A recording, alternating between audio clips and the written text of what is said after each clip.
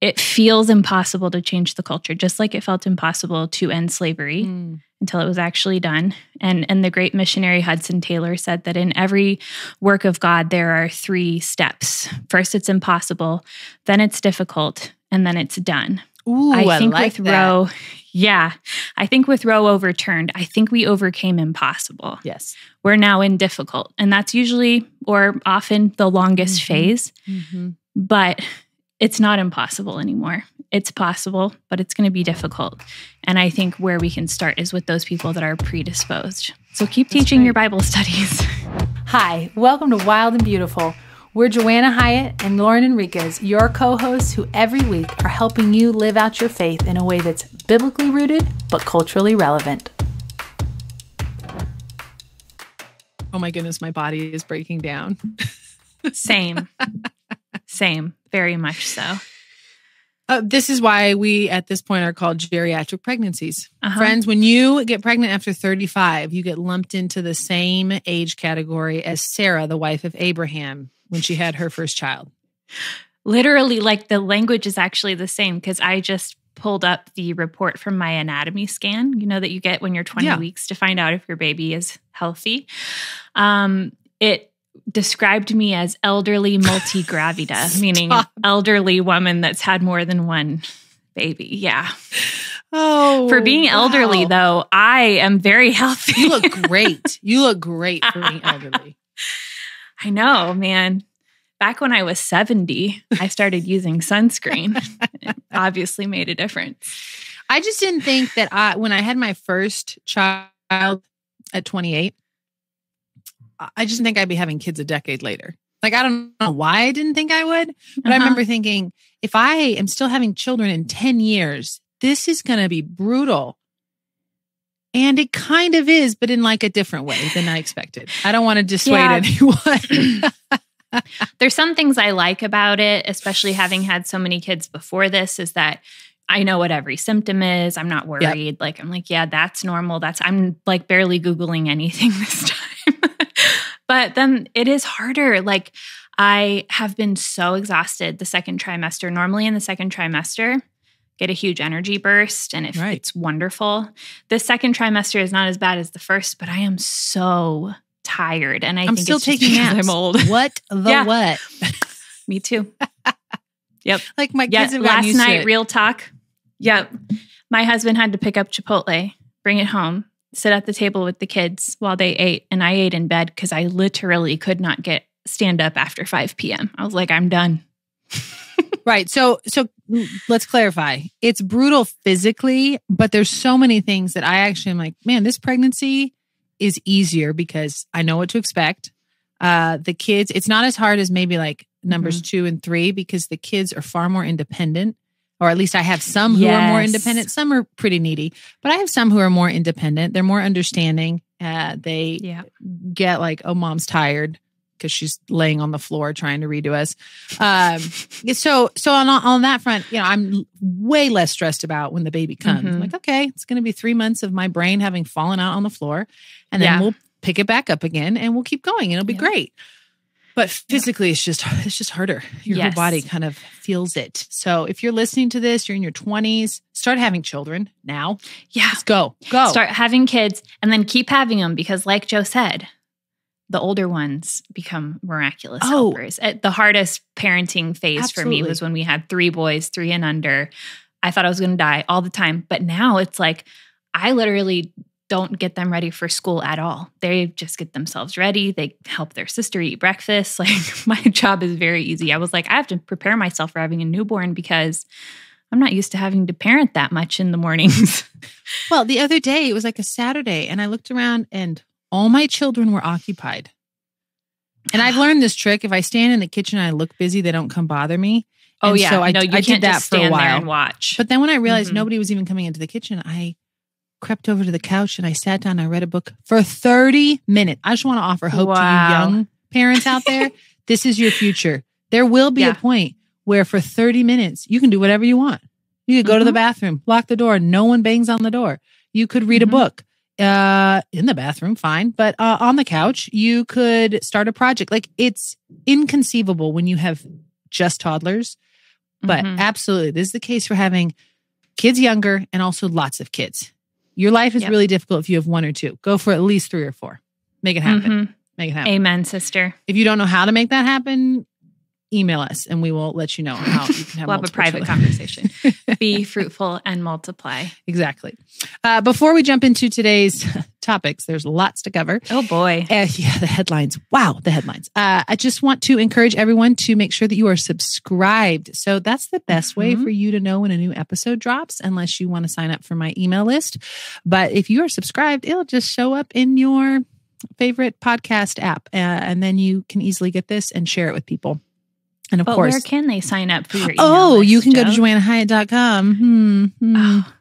Do it, guys. It's actually really good. Thanks. I have a little devotional blurb, and then we remind you of what the podcast is about. So it's not going to take up a lot of your time. It's worth it. You can get some free ebooks, things like that.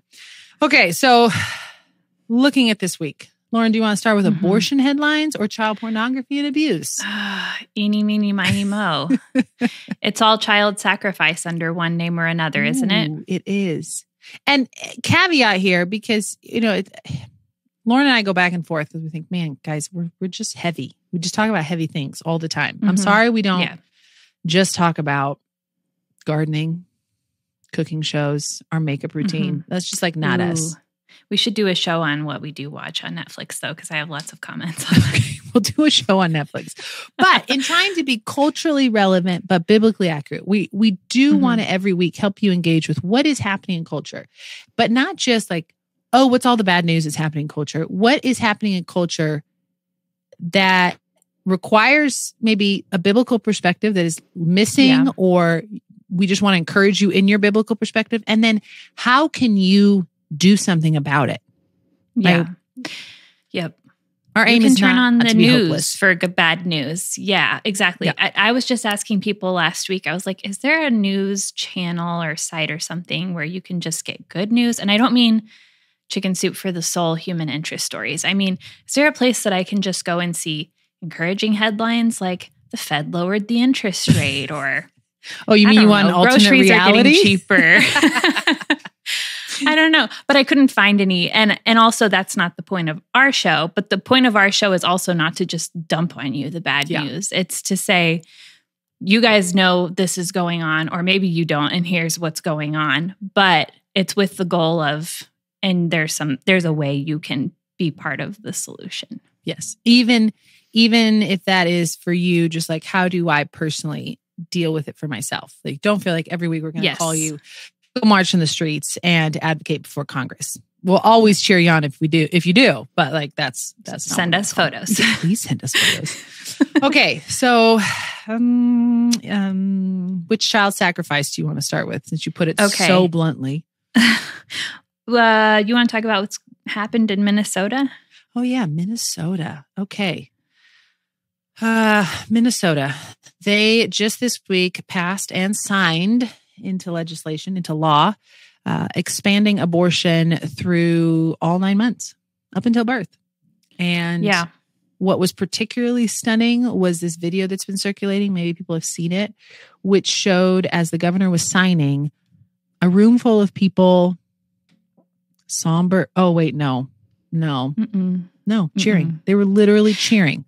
Yeah. This is a trend too. When New York passed the Reproductive Health Act a few years ago, they lit up the Empire State Building in pink, and there were similar videos of people cheering. And Joe and I were having a text conversation about, why are these people cheering? Do they want children to be killed through all 9 months of pregnancy, or do they not actually realize that that's happening and they're just cheering the women's empowerment aspect that they think this has? Because even if you read stories online from women who've had abortions, they have not birthed stillborn children, they have not birthed children who died, they had abortions. They went, and they're advocating, actually. These are the women who often are advocating for abortion through all 9 months. I have yet to read one that had a very empowering tone, celebratory tone. They're very broken about it. They're saddened by the fact that they did this. And, we could discuss, man, there's palliative care for children. There's so many different other ways to deal with it. But and most of those stories, those women were not told. No, they were not. And they had a medical. Were just like, you have to have an abortion. And usually because of a medical reason, fetal abnormality, whatever. And so I think maybe I'm naive. I want to believe that there is still, even in people who are adamantly pro-abortion, that there is this understanding of, man, it's sad that whereas we would say you don't need abortion, I would hope they would say it's sad that we do, but we do need abortion because there are these instances where this woman has wanted this child for 35 of these weeks and suddenly it ends. And so, you kind of hope that even in the case of something like Minnesota, there is that understanding of this is a necessary thing we need. We're not celebrating, but we think it's important to have it. Right. But which not is even still see misguided, but understandable. Totally misguided. But I would at least say, okay, like at least you're coming at this with a sense of even knowing the women who are getting these abortions. It felt like actually very out of touch that they would be excited that a woman could kill her child at 38 weeks rather than say, oh, she must be so heartbroken, but we don't want her to also have to deal with who knows what else. So I think that's what was a little jarring to me is that there's this celebration of abortion in every circumstance. Mm-hmm. Yeah. It feels diabolical, like maybe something comes over these crowds that really is otherworldly. I don't know.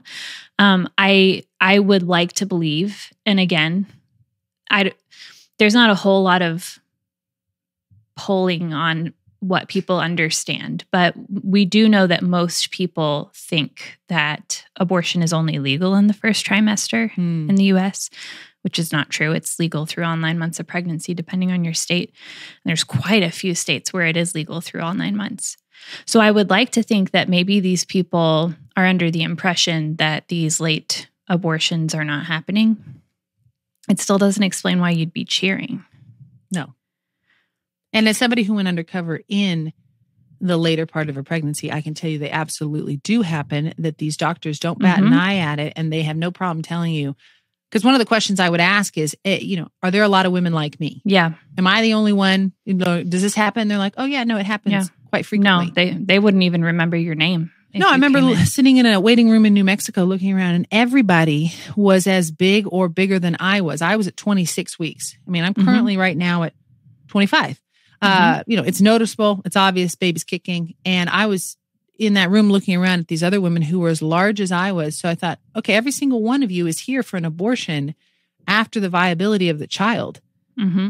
It's clearly happening. For any number of reasons. I don't know why they're doing it, but it's clearly happening. And it's obviously not an emergency if they're sitting in a waiting room at an abortionist. No, flipping through a magazine. They're not in a hospital ICU or something. Speaking of states that don't have limits, I just thought, did you see the headline where the Satanists have opened an abortion facility in New Mexico? Because there's no limits in New Mexico. And they've opened an abortion facility to hand out free abortion pills as part of their religious rights?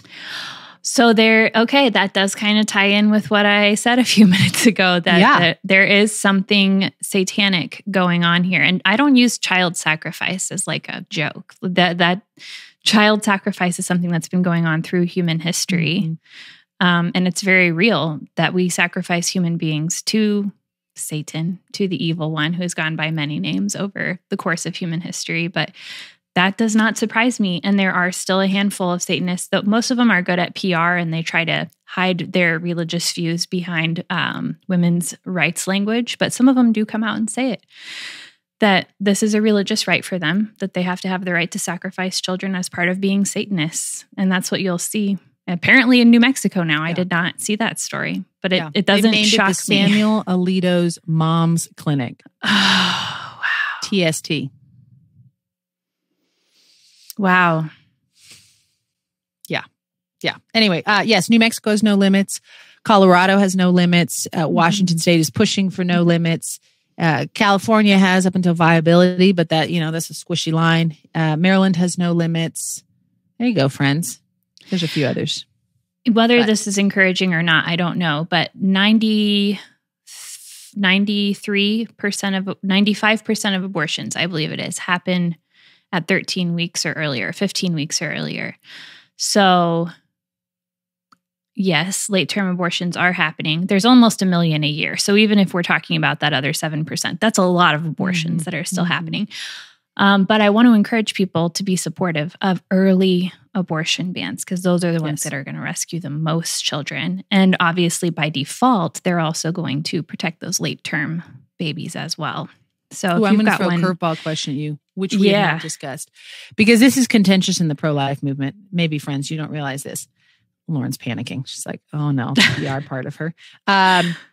Do you believe that pro-lifers should also, yes, early bans, but should we be supportive of incremental bans or say like, I'm holding out until I get an early, heartbeat ban, 6-week ban kind of thing?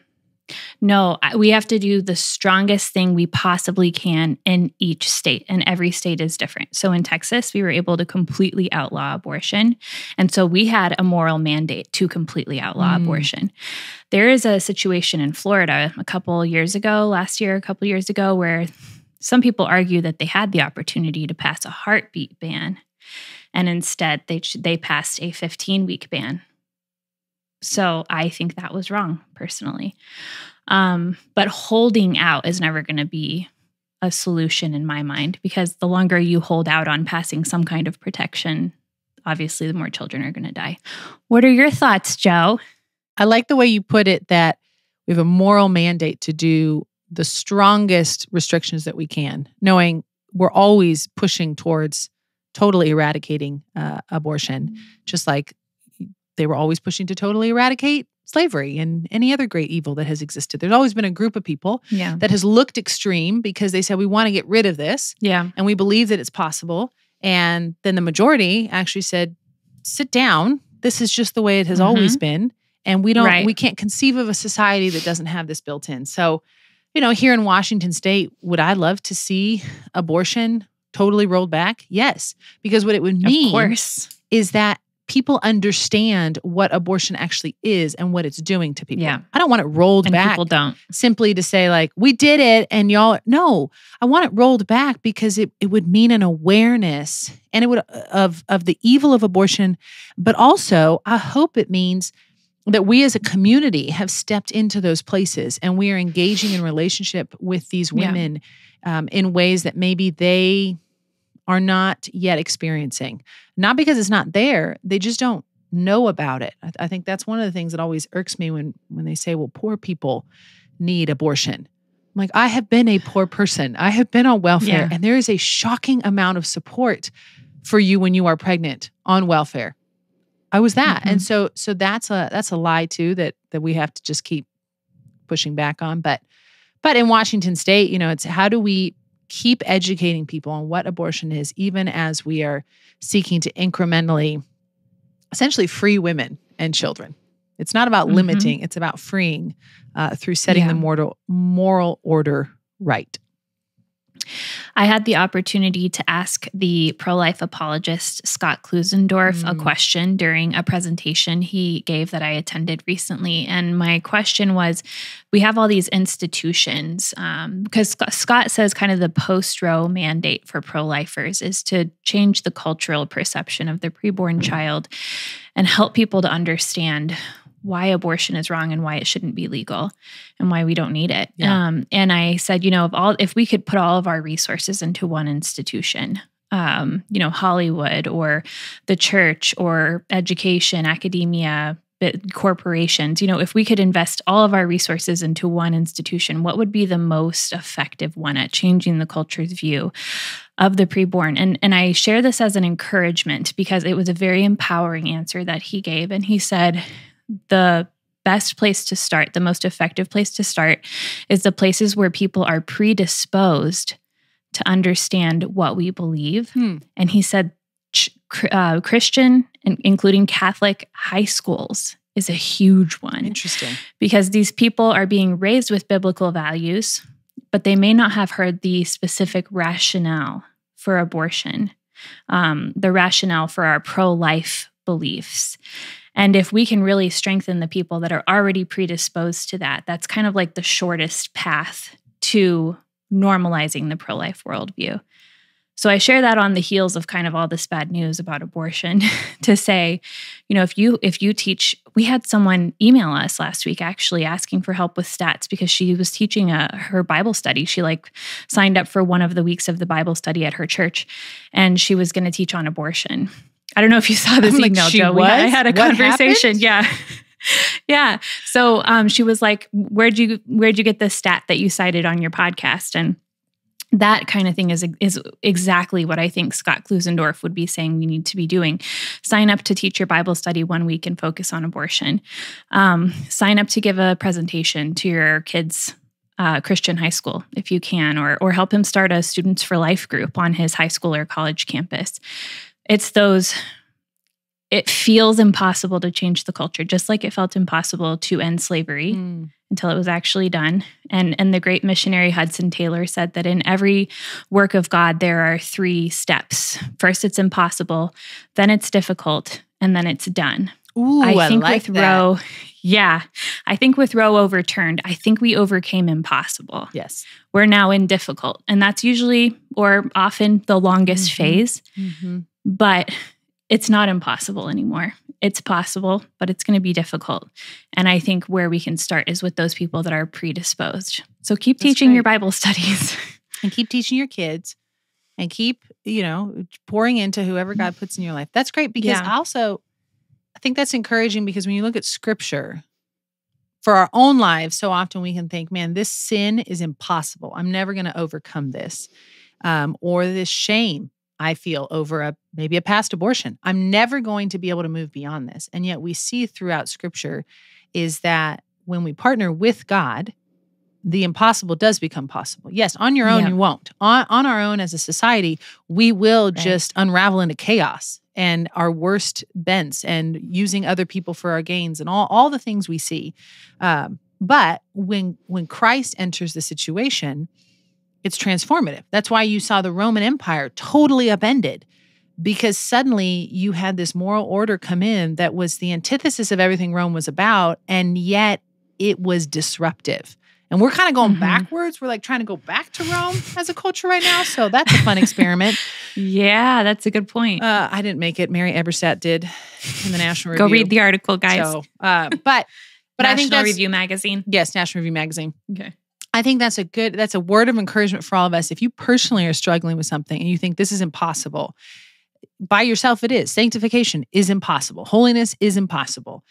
Being set free from sin is impossible. Marriages are impossible. Life is impossible. And yet when we bring in the power of the cross, it becomes possible. And so I love that quote. Impossible to difficult to done. And that's well, I'll put the quote in the show notes. It's a missionary Hudson Taylor. Y'all can cross stitch that. We don't do that anymore. Yeah. You can make a social media thing and post it, which brings us to our next topic, social media. But we're looking specifically at social media among children, which is also ironic because you've just said that we need to go after high schoolers. But I like that Scott didn't say I have to get on TikTok. So that's good. Yes. I was worried he was going to say social media. And I was going to be like, I don't want to do this work anymore. Burn it down. I'm done. I'm moving my kids to the mountains. Right. So the Surgeon General under President Biden came out in the last week or two. Who is not pro-life or conservative in any way, shape, or form. Saying it is not healthy for kids under the age of 14 to be on social media, and even recommended that they not be on these apps until they're between 16 to 18 years of age. Or better yet, never. Or better yet, never. I mean, we can all attest to the addictiveness of social media, to the way it changes our perceptions about ourselves. But I thought it was interesting because the Surgeon General, one of the comments he made was that at this age, children are still developing their identity. And so, social media messes with that. Before we jump into the social media conversation, just side note, I was like, so why are those same kids not too young to decide to take hormone blockers and cut up their bodies? But I digress. Joe, trying to be logical up in here. I just thought, wait, they're still developing their identity? You mean they might still be sorting out even their understanding of male or female or self? And so we shouldn't allow them to have Instagram and TikTok, but feel free to chop off body parts that you can never get back. Pump them with chemicals. Yeah. Yes. Sounds great. So, but let's talk about social media again. We've talked about it before, but in the sense of, kids, why is this dangerous to kids? Yes, they're trying to form their identities, but what else? Can't you limit? Can't you put parental controls and you're good? Well, one of the stats I recently heard, and I don't remember where or what the exact stat was, but that child predators get most of their images from the social media accounts of children. We also know that kids can access porn and are accessing porn. The average exposure for a boy is 9 years old to his first exposure to and porn. I think I saw the other day it's like 7 out of 10 kids. Oh man, have seen porn. That's by the so time disturbing. They hit 13 years. Yeah. So I want to say very clearly that we think that smartphones and social media accounts, and I think we're supported now by maybe the Surgeon General. I think they're a really bad idea for children. I know a lot of people have already given them to their kids. And in your defense, a lot of this data is coming out because this last generation was a guinea pig generation. Oh, yes. We didn't know how these images were going to be used or how social media was going to affect adolescent and child brains. Now we do, and we're seeing we've seen a huge suicide rate among young girls that has been directly correlated to their use of social media. So, Joe, you're so good at talking to parents. Give us some advice. How do we move Where's forward? Where's the hope in this? Where's the hope? And how do we move forward knowing that a lot of us have gotten ourselves into a situation that we now realize we need to backtrack or reconsider? Well, and I will say too, part of it's our kids come to us and say, Mom, so-and-so has this. I mean, my daughter's 9 and she has started to say, when do I get a phone? Oh yeah, mine too. I said, when hell freezes over. And she didn't like that answer because then it was their classmates all have so phones. Cold here. She thought hell did freeze over. So yeah, classmates are trying to have phones. And then she very logically said to me, well, what about when I start driving? Shouldn't I have a phone when I'm driving? This child picks up. Be careful what you say around her. And I said, okay, yeah, let me think about this. And so we get it. I mean, I totally get it. When your kids are coming and everybody around them has a phone of some degree, I think too, it depends on the school environment where your kids are at, that they may be surrounded by more technology than others. And I always figure as a parent, okay, first of all, we all make mistakes. We are all going to say, yeah, it's fine to do this or don't do this, and then realize after the fact, oops, maybe I shouldn't have given that much freedom. Or I was too harsh. And honestly, most of us are doing this on our firstborn. This is another case for why you should have multiple children. Your parenting gets way better. Get a do-over. By numbers 3 and 4, you're like, oh, I know which things to pick a fight on and which not. And Joe and I are firstborn, so we can say we came out of all of our parents' mistakes okay. And by the way, my oldest has now picked up on that. She'll be like, Mom, I know that you make a lot of mistakes on me because you don't know how to parent. Oh, God bless her. God bless her. But also I'm like, you know what? I'm not making that many mistakes. But anyway, I would say on this, as hard as it may be to own, hey, I went too far. I gave you too much freedom. We have to be okay saying that to our kids. Yeah, that's so good. I listened to a talk with some other couples that were older than Jose and me, and they said the exact same thing. Yes. That they had to go to their teenagers and say, I gave you too much freedom, and now I see from the consequences of what happened with that freedom that I made a mistake. Exactly. So owning, this isn't you being bad for being obsessed with your phone or posting on social media. Yeah. This is a mistake the parent made, and it's okay to own that. So I just want to I think there's respect from our kids when we do that because we're parenting in a time where we don't try to, I don't think collectively, there's not this attempt of we're perfect. We know everything as parents. No, we own much more quickly our mistakes. And I also think that allows our kids to encounter the gospel in a more realistic way. When we as parents are consistently saying, I need your forgiveness. I am as flawed as anybody else. And this is where I screwed up. And whether it's because I've seen how this freedom in your life is not good for you, or I'm just realizing and trying to get ahead of, right? We don't want to wait until our kids encounter pornography or their images surface because they were pulled from whatever. We want to get ahead of that. And so part of parenting is knowing when we went too far. We took off the barriers too quickly, and it's okay to go back and say, I'm going to need to take that back. maybe you do need a phone, but we're going to change the kind of phone it is. Or, you know what, we're going to clear out and we're going to close down your social media, or we're going to put parameters around it. You know, if you have a 16, 17-year-old around social media, like they're going to launch soon. And so how do you help them have social media, but in a way that is healthy, and you're discussing these risks and helping them understand too, you know, you may get approached by some creeper, and let's talk about that. Let's talk about what this could look like in real time for you, because this just is the reality our kids are being raised in, and we have to discuss it. And so if you went too far, you can always pull the line back. I think sometimes we think, oh, I already did it, so I can't take it back. Oh, yes, you can. Oh, yes, you can. Oh, yeah. That's a really good point, because I think a lot of us are hesitant to go back. We might even say with a lot of kids, like, okay, I screwed up on the first one. Let me move on to the second. Water under the bridge. Yeah, let me do it different with the next one or something. But no, like don't just let your first one go. And practical tip: 2 phones I've become aware of that seem much healthier for people in general, not just young people.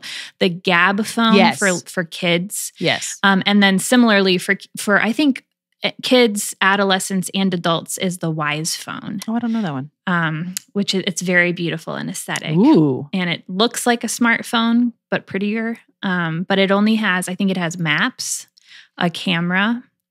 It has the GPS with the maps, which I think is important, especially for me who has no sense of direction whatsoever. And then it has like a calculator, I think. It doesn't have internet. It doesn't have apps. So it's similar to the Gab phone, but like an adult version. So 2 things if you want to make that great transition. Listen, we can just bring Blackberries and flip phones back too. Does anybody use a Blackberry anymore? Nope. No, they do not.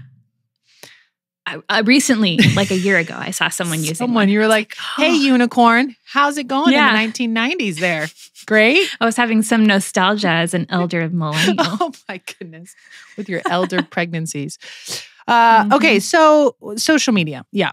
And we're increasingly seeing, you know, there's a whole different conversation on porn. And Kyle and I, our producer, had a great conversation on porn. Yes, go watch it if you haven't seen that. It's very good. Because, you know, one thing that Lauren and I were discussing is like, as much as we want to regulate the industry, and you need to, at a certain point, people's moral compass or lack of is going to take over. Yeah. Like moral depravity is there. This is tangential, but I was hearing someone talk about the investigation that was done on the Supreme Court, like leak last spring. Like, why did it leak? And they still, you know, who leaked it? They still haven't figured it out. I guarantee you they figured it out. Well, they're not outing. Right. But I thought it was very interesting the way this commentator said it. He said, you know, you can put a bunch of protocols in, all this stuff. He said, but ultimately it comes down to somebody's basically moral framework. And if a person is going to do this, if they're going to leak, if they're going to go around and share these secrets, it's going to happen. They'll find a way to do it. And so you're really relying on hiring people that have a strong sense of what is right and what is wrong in, you know, in all situations, even if you don't agree with the outcome. And that, it made me think just like, that's really true for all of this. You can legislate people's actions to a point, but the heart is ultimately what drives us to either choose what is right and good and beautiful, or what is dark and evil and in the shadows. And you see that with the depravity of what is happening in the kind of pornography we have as it relates to child pornography, what kids are being exposed to, trying to age, you know, down and up and all this stuff. It's like ultimately without God at the core of our being, something else will step in to rule us. Where's our hope in this? We will find a way to do evil. The hope is that God is real. Yes. And he does exist. And even if you are treated like the minority or the weirdo for believing that, it doesn't change the fact that it is true. And that at the end of the day, the victory is his. Life does conquer death. Our role is to wake up every morning and answer the call to live that out, however that may look in our daily lives. And a lot of Christians who have come before us have had it worse than we have. I mean, we look around and see everything going to pot. But some people had their heads chopped off for going to church, you know? So I think leaning on those they persevered to the very end. There's something about this that is true, no matter how marginalized I may feel. It helps me just to look back and think, okay, those people, like, they didn't renounce God up until that very last moment. So there's something here that is worth fighting for and clinging to. Well, and we talked about heavy stuff today, and there's been so much more in the news we could have covered. As we were trying to say, like, what is culturally relevant right now? It was almost overwhelming how many things were like, well, should we hit this? Should we hit this? It's just been a week of hard headlines. And, I know a lot of us, we're praying for revival. We're praying that God would move in people's hearts. We're praying that he would upend basically people's lives in a good way, because I think you realize at the end of the day, it is a heart condition, and only God's going to come in to change what seems so set and impossible and hardened.